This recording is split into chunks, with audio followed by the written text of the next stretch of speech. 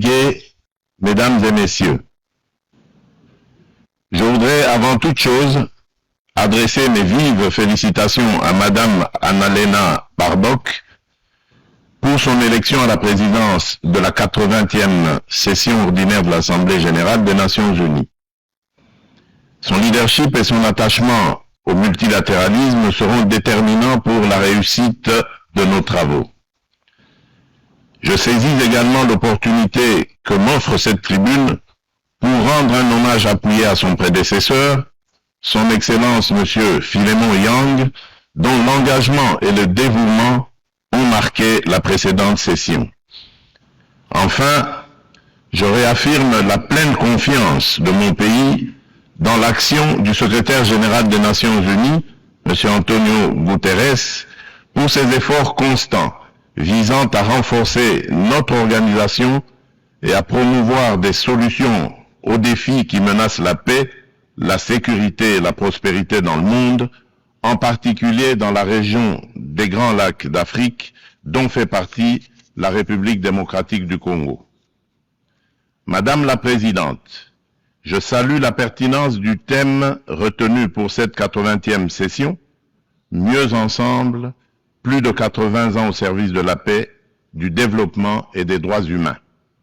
Il met en lumière 8 décennies d'efforts conjoints d'une organisation vouée à la paix, au développement et au bien-être universel, fondée sur une promesse indéfectible de sécurité collective.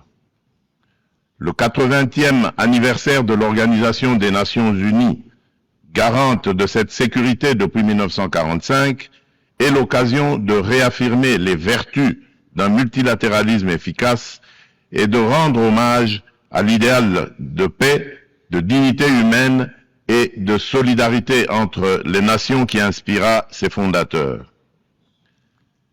Si l'Organisation des Nations Unies demeure un pilier de la régulation des relations internationales, de la prévention et de la résolution des conflits, ainsi que de la promotion des droits humains et des libertés fondamentales, elle est aujourd'hui confrontée à des défis systémiques qui éprouvent sa crédibilité et sa capacité d'action. Les profondes mutations de notre époque, notamment la persistance des conflits armés, le dérèglement climatique, les crises humanitaires récurrentes et les menaces transnationales protéiformes, nous rappellent que le multilatéralisme n'est plus une option, mais une exigence incontournable qui s'impose à tous.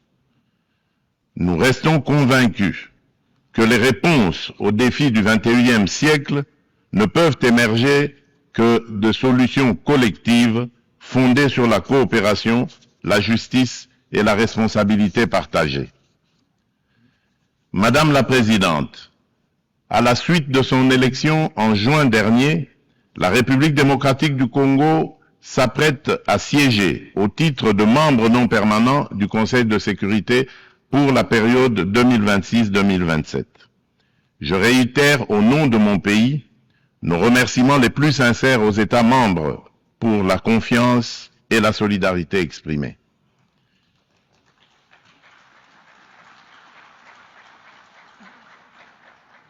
Notre participation sera résolument constructive et holistique. Elle s'articulera autour de 2 priorités indissociables, paix et sécurité d'une part, et prévention et résolution des conflits d'autre part. Nous entendons également contribuer activement à l'élaboration et à la mise en œuvre du nouvel agenda pour la paix afin d'apporter, à la lumière de notre potentiel et de notre expérience, une impulsion à la réforme des opérations de maintien et de consolidation de la paix, ainsi que à l'adaptation du système de sécurité collective des Nations Unies. S'agissant de la réforme du Conseil de sécurité, mon pays réaffirme la position commune africaine telle qu'énoncée dans le consensus des Oulouini et la déclaration de Sirte, c'est-à-dire l'Afrique doit bénéficier de 2 sièges supplémentaires dans la catégorie des membres non permanents et de 2 sièges dans celle des membres permanents avec les mêmes droits, y compris le droit de veto, les mêmes privilèges et les mêmes obligations que les membres permanents actuels.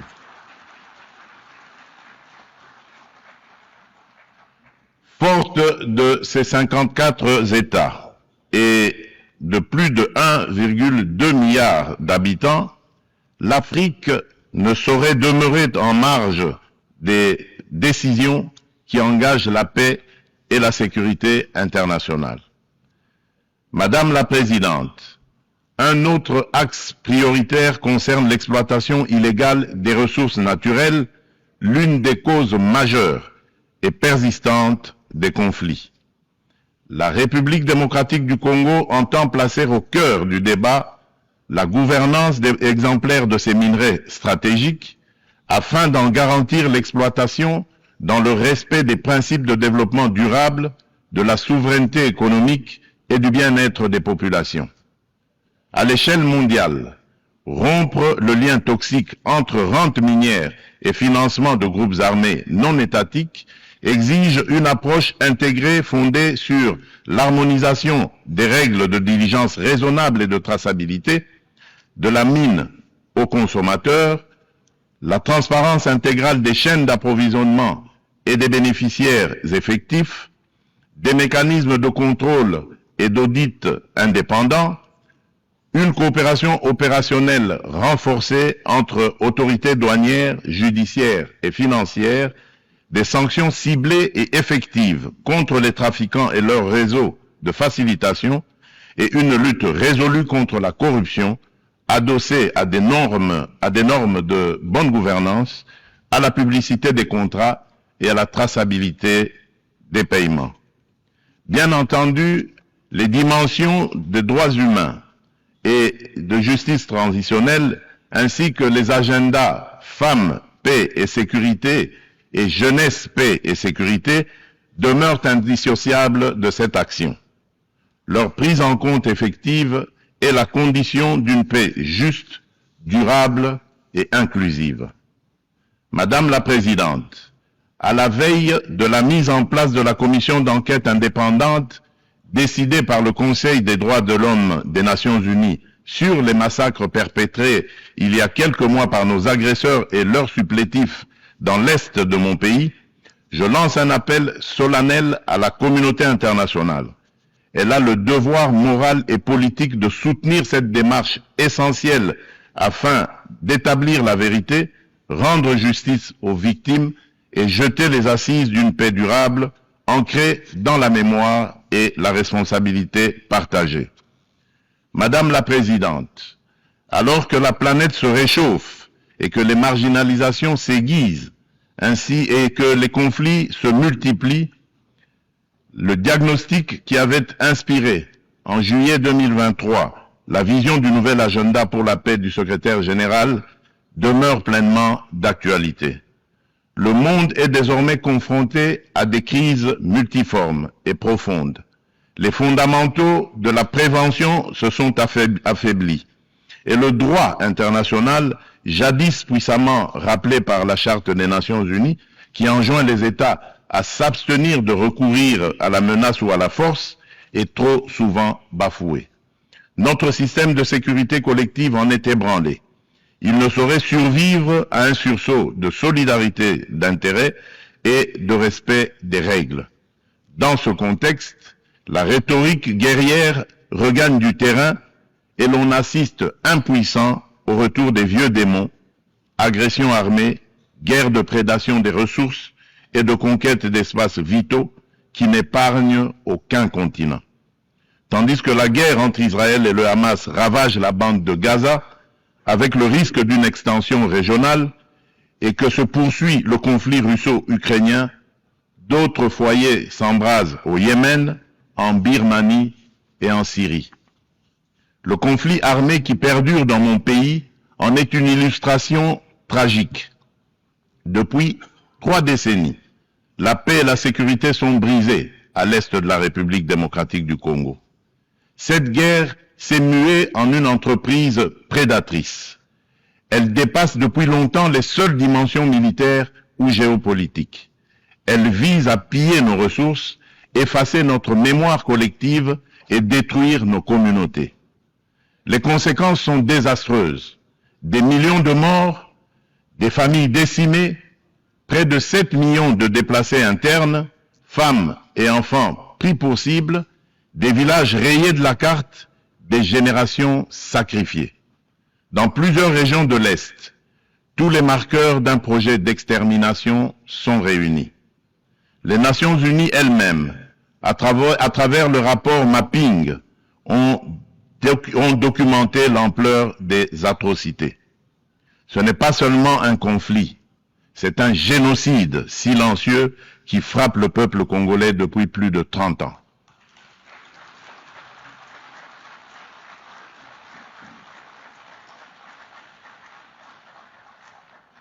En juillet dernier encore, plus de 300 civils, dont 48 femmes et 19 enfants, ont été massacrés dans le territoire de Rutshuru par l'AFC M23 avec l'appui des forces de défense du Rwanda.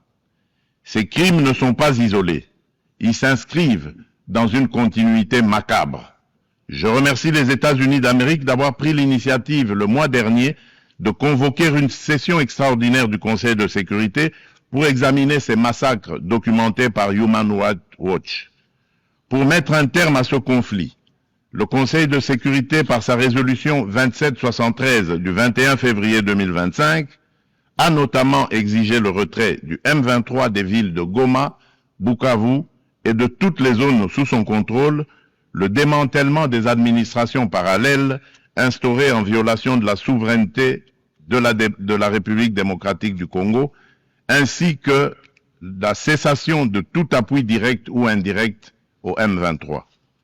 Je salue à cet égard le leadership du président Donald Trump, qui a créé les conditions d'un dialogue ayant conduit le 27 juin 2025 à Washington à la signature d'un accord de paix entre la République démocratique du Congo et le Rwanda. Cet accord engage expressément Kigali à un retrait complet et vérifiable de ses troupes et à la levée de ses mesures dites défensives.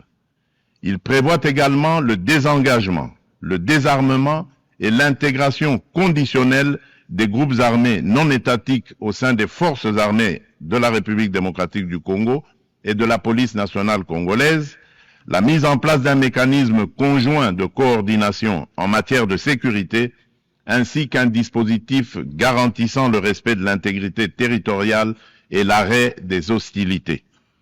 Le retrait des troupes rwandaises, la fin de leur appui au M23 et le retour de l'autorité de l'État congolais sur toutes les zones occupées constituent des conditions non négociables pour une paix durable.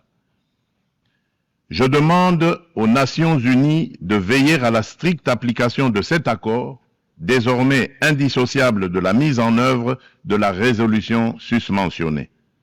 Tant que ces décisions ne seront pas exécutées, le sang des innocents continuera à couler. Dans la même dynamique, la République démocratique du Congo et l'AFC M23 ont signé le 19 juillet 2025 à Doha une déclaration de principe engageant les parties à œuvrer de concert à une solution pacifique. Je voudrais exprimer ma gratitude à Son Altesse l'Émir du Qatar, Cheikh Tamim bin Hamad Al Thani, pour son dévouement et son engagement en faveur de la paix en République démocratique du Congo et dans la région des Grands Lacs. Je souhaite enfin exprimer ma haute appréciation pour la coordination assurée par son Excellence Faure Essomina Gnassingbé, président du Conseil des ministres du Togo, dans le cadre du processus de Lomé. Cette dynamique procède de la convergence des efforts du processus de Luanda, conduit avec constance par son Excellence João Manuel Gonçalves Lourenço, président de la République d'Angola et président en exercice de l'Union africaine, et du processus de Nairobi, facilité par son Excellence Uhuru Muigai Kenyatta, ancien président de la République du Kenya. Ensemble, ces initiatives ont jeté les bases d'un mécanisme unifié de facilitation régionale. Un élan que nous comptons poursuivre pour préserver la cohésion continentale, renforcer la coordination entre les initiatives africaines et consolider un cadre d'action harmonisé afin de restaurer de manière durable la paix à l'est de la République démocratique du Congo. Notre objectif demeure inchangé: obtenir une paix juste, durable et vérifiable, non une accalmie factice et éphémère qui, depuis près de 30 ans, a trop souvent déçu l'espérance de notre peuple. Nous attendons de la communauté internationale qu'elle se tienne avec constance et courage du côté du droit. C'est à ce prix que la vérité l'emportera sur l'impunité et que la paix redeviendra possible. Madame la Présidente, il convient de préciser que le processus diplomatique engagé avec toutes les parties au conflit n'exclut nullement la quête de justice et de réparation. Si le monde hésite encore à nommer notre douleur, nous n'attendrons pas. Nous en sommes les premiers témoins. Nous en serons les premiers artisans de justice. Mais nous avons besoin de votre solidarité, de votre soutien et du respect plein et entier du droit international.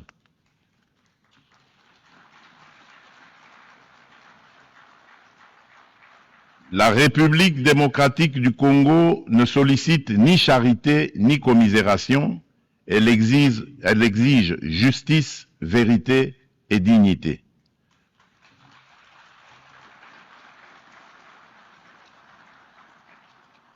Notre pays a tendu la main. Nous avons signé des accords de paix, accepté le dialogue, pris des engagements pour la réconciliation. Mais une paix factice, bâtie sur l'impunité et l'oubli, n'est qu'un armistice précaire.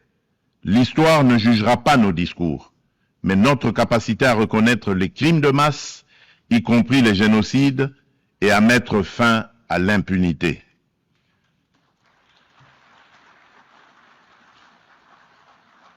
Madame la Présidente, la République démocratique du Congo est un pays de vie, de richesse naturelle et de résilience humaine. Nous voulons contribuer à la paix mondiale, mais la paix commence par la reconnaissance de notre propre tragédie. J'adresse à cette Assemblée un appel solennel.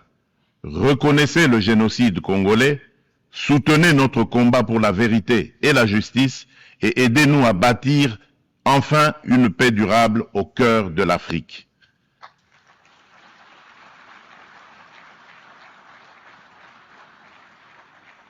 Nous demandons que les Nations Unies instaurent un régime de sanctions ciblées contre les auteurs des crimes économiques, mais aussi des crimes de guerre, crimes contre l'humanité et crimes de génocide commis à l'est de mon pays, et qu'elles soutiennent toutes les actions visant à tarir les circuits illicites d'approvisionnement en minerais qui financent depuis des décennies la guerre et la tragédie humaine.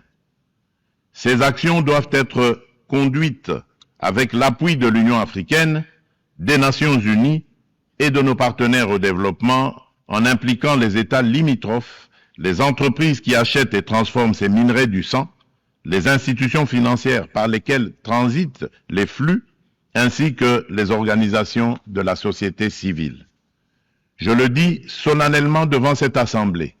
La communauté internationale a le devoir moral et politique de reconnaître cette tragédie pour ce qu'elle est, un génocide, et d'agir en conséquence.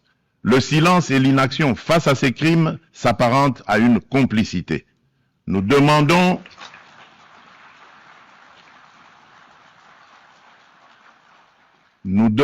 la mise en place immédiate d'une commission d'enquête internationale indépendante et dotée de moyens pour établir la vérité, rendre justice aux victimes et rompre le cycle de l'impunité qui nourrit ce drame depuis des décennies. Madame la Présidente, le terrorisme demeure une menace grave pour la paix et la sécurité internationale. Aucune région du monde n'est épargnée. Après l'Asie, l'Europe occidentale et l'Amérique du Nord, ce fléau s'enracine en Afrique et déstabilise plusieurs sous-régions. Al-Qaïda au Maghreb islamique, bien que fragilisé par l'action internationale, conserve ses capacités dans des zones grises et diffuse son influence. Boko Haram au nord du Nigeria et Al-Shabaab en Somalie maintiennent une emprise territoriale significative. En Afrique centrale, après les ravages causés par la Lord's Resistance Army, LRA, de Joseph Kony, le nord-est de la République démocratique du Congo subit les exactions des forces démocratiques alliées, les ADF, un groupe terroriste ougandais ayant fait allégeance à l'État islamique. Ces groupes extrémistes ont laissé derrière eux un lourd tribut humain et continuent de menacer la stabilité régionale. Membre de la coalition mondiale contre Daesh, la République démocratique du Congo appelle les Nations unies à s'engager plus résolument dans la mise en œuvre des recommandations de la dite coalition et du processus d'Aqaba, à savoir le partage renforcé de renseignements, l'assèchement des financements, la lutte contre la propagande et contre les sanctuaires, ainsi que le soutien accru aux communautés victimes dans le plein respect du droit international humanitaire. Madame la Présidente, face à l'urgence climatique, l'accord de Paris demeure le cadre juridique essentiel pour la redevabilité des États en matière d'émissions et d'adaptation afin de contenir le réchauffement à 1,5 degré Celsius. À ce titre, la République démocratique du Congo a adopté son plan national d'adaptation 2022-2026. Nous nous sommes engagés à arrêter et à inverser la perte de forêt et la dégradation des terres d'ici 2031, tout en promouvant un développement durable et une transformation rurale inclusive.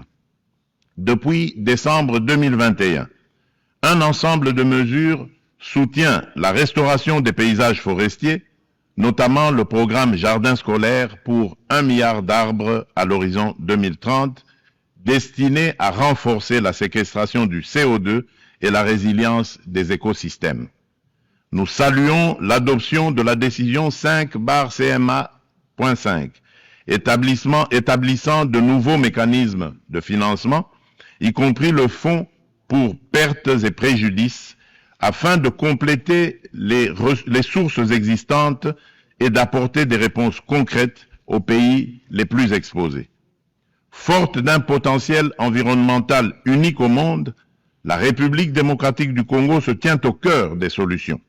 Elle est prête à mobiliser ses atouts naturels au service du climat global, à condition que les engagements financiers soient prévisibles, accessibles et à la hauteur des impératifs écologiques et humains. Madame la Présidente, permettez-moi d'aborder aussi la question des défis énergétiques et de la protection de nos écosystèmes en rappelant que le bassin du Congo abrite la deuxième plus grande forêt tropicale du monde, considérée par de nombreux scientifiques comme le premier puits de carbone terrestre, ainsi qu'un vaste réseau hydrographique dominé par le fleuve Congo, deuxième au monde par son débit. Ces ressources vitales sont gravement menacées par des activités destructrices, déforestation, exploitation illégale, pollution, souvent alimentées par des conflits armés récurrents qui s'apparentent à de véritables crimes contre la nature. C'est pourquoi la République démocratique du Congo soutient l'initiative portée par le Vanuatu, Fidji et Samoa visant à ériger au plan international l'écocide en incrimination autonome pour sanctionner les actes illicites ou arbitraires causant à l'environnement des dommages graves. Madame la Présidente, l'adoption du pacte pour l'avenir rappelle l'urgence d'accélérer la mise en œuvre des objectifs de développement durable à 5 ans de l'échéance de 2030. La République démocratique du Congo a inscrit cet impératif au cœur de son action à travers le plan national stratégique de développement 2024-2028 qui place l'homme congolais au centre des priorités et intègre les 3 dimensions du développement durable, environnemental, social et économique. Ce plan s'articule autour d'orientations nettes, à savoir consolider la sécurité et la gouvernance démocratique, moderniser les infrastructures et le climat des affaires, protéger l'environnement et garantir l'accès aux services sociaux de base, eau, assainissement, éducation, santé, électricité, etc. Le bilan demeure contrasté, car seuls les ODD 12 et 13 paraissent encore atteignables d'ici 2030, mais des progrès tangibles sont enregistrés. La gratuité de l'enseignement a permis à plus de 5 millions d'enfants de retourner à l'école. La couverture de santé universelle élargit l'accès à des soins de qualité. Les politiques d'autonomisation des femmes réduisent les disparités socio-économiques. Ces acquis restent toutefois fragilisés par l'insécurité persistante dans l'est du pays et par la vulnérabilité de notre économie face aux chocs exogènes. Notre économie doit donc se transformer pour devenir un levier de durabilité et de prospérité. Pays solution face aux défis climatiques, mon pays entend valoriser ses forêts, ses tourbières et sa biodiversité au sein d'une économie climatique orientée vers une croissance verte, résiliente et sobre en carbone. À cet égard, le projet Grand Tinga, l'un des plus vastes complexes hydroélectriques au monde, incarne notre ambition et renforce le positionnement de la République démocratique du Congo comme pays solution. Fournir une énergie propre et compétitive pour électrifier nos territoires, décarboner notre industrie, soutenir l'intégration énergétique régionale et ouvrir la voie à de nouveaux usages, dont l'hydrogène vert. Cette trajectoire s'appuie sur le développement de marchés carbone intégrés, l'attraction d'investissements responsables et la création d'emplois décents et de moyens de subsistance durables pour nos communautés. Il reste cependant un obstacle majeur, la contrainte financière. Le fardeau croissant de la dette publique africaine, conjugué aux flux financiers illicites, réduit nos marges de manœuvre. Les besoins additionnels pour atteindre les ODD en Afrique sont estimés à 1600 milliards de dollars. Dans le même temps, les sorties illicites de capitaux minent nos devises et notre stabilité macroéconomique. D'où la nécessité d'une réforme urgente de l'architecture financière internationale afin de garantir aux pays en développement un accès juste et prévisible à des financements concessionnels alignés sur leur trajectoire nationale, y compris via une meilleure recanalisation des DTS, la capitalisation des banques multilatérales de développement, des facilités de liquidité contracycliques et une lutte renforcée contre les flux illicites. Madame la Présidente, depuis mon accession à la magistrature suprême de mon pays, la République démocratique du Congo, j'ai impulsé à la conduite de la chose publique une dynamique nouvelle intégrant systématiquement la dimension genre à tous les niveaux afin d'assurer une présence accrue des femmes dans les instances de décision.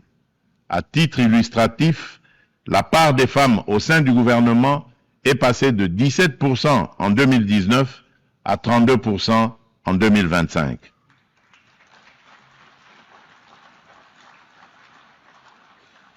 Madame la Présidente, dans une approche stratégique et multisectorielle visant à mobiliser la jeunesse au service du progrès national, mon gouvernement a adopté une politique nationale de la jeunesse.